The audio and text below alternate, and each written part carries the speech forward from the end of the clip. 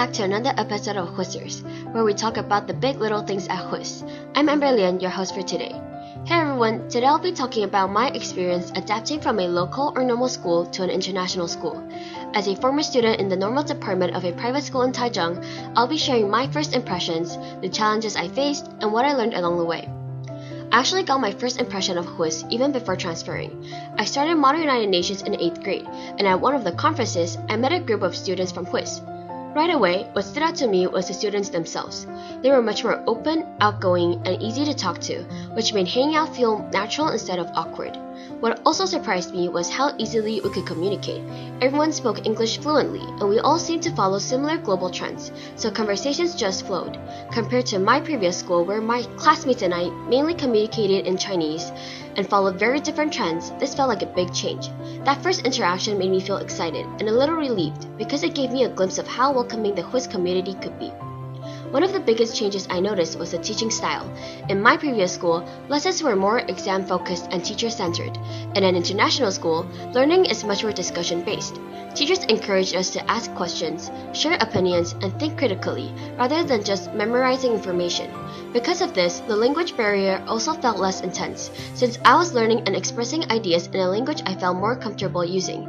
Another big challenge I faced was the gap between what I had already learned and how that knowledge was taught in my new school. The transition wasn't as smooth as I expected. For example, in math, there were many new terms that I had never seen or heard before, even when the actual concept was something I had learned back in middle school. The different terminology made it hard to understand at first. It was frustrating because I knew the math itself wasn't completely new, but the way it was explained made it feel unfamiliar. Over time, though, I realized that I actually prefer the math classes here compared to what I had before. Teachers here take the time to stop and help you, even when one-on-one when needed. In my previous schools, teachers often expect students to rely on cram schools, so they moved through concepts very quickly. Quizzes would come immediately after lessons, regardless of whether everyone fully understood the material. Experiencing a more supportive and student-centered learning environment has made a huge difference for me. My advice to students who are switching to an international school is simple. Don't be afraid to step out of your comfort zone. Ask questions, participate in class, and most importantly, give yourself time to adjust. It's completely okay to struggle at first. Growth often comes from those uncomfortable moments.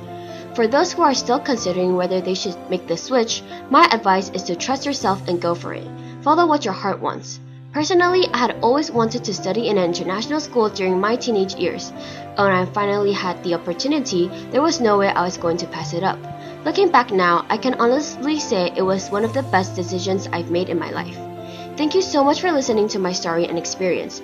I hope this episode gave you some insight into what it's really like adapting to an international school. If you're going through a similar transition, just know that you're not alone, and it does get better with time.